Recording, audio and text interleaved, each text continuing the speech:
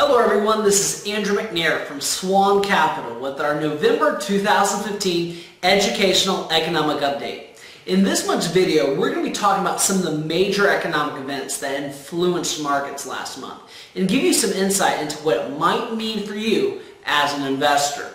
Now, as always, please stay tuned at the end for a required disclosure statement. October was generally a good month for stocks as they recovered some ground, much needed ground in fact, after a turbulent September. And we're going to take a deeper look at a few of these last month's major events that you need to know about. The first being that third quarter earnings season kicked off in October. And the news so far is pretty lackluster. Unfortunately, out of 253 S&P 500 firms that have reported in so far, profits were up just 2.4%, while revenues were down slightly by 1.4% over third quarter 2014, so over a year ago.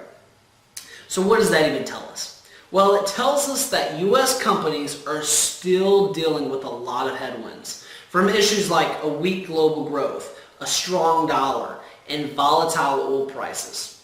Now keep in mind, these are overall results. So if you rip out the energy sector, which is really struggling, total earnings would actually be up 4.7% on 1.3% higher revenues.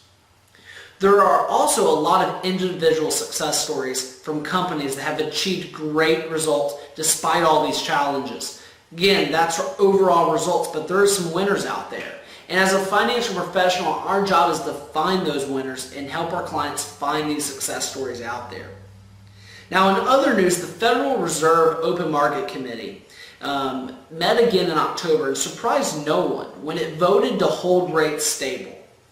However, the official statement told investors to hold on to their hats because a rate hike might come as early as December if the economy stays strong. But our first look at third quarter economic growth showed that GDP, gross domestic product, grew a paltry 1.5%.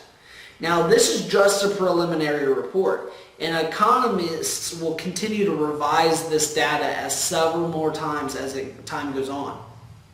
Now, however, we can see that growth slowed sharply as U.S. businesses cut back on restocking their warehouses. Now, will the weak growth cause the Fed to hold back on rate hikes this year? Very possible. However, many economists expect growth to pick up again in the fourth quarter, giving the underlying strength in the U.S. economy because we're very strong here domestically. So it could come down to basically a coin toss for the Fed, and we're going to keep you updated as more news comes out. So that's it for the November Educational Economic Update. As always, if you have any questions or concerns about what we've discussed here, please give our office a call or schedule a review. You can call at 850-380-9558. That's 850-380-9558. Just want to let you know, as a client of ours, we do have our Christmas party coming up in December, so you want to make sure you're RSVP'd for that. You can get one of a great professional photography is going to be there that can take a good professional shot of you and your spouse. So again, you can RSVP by calling our office, and we'll see you next time on our next Educational Economic Update. See you then.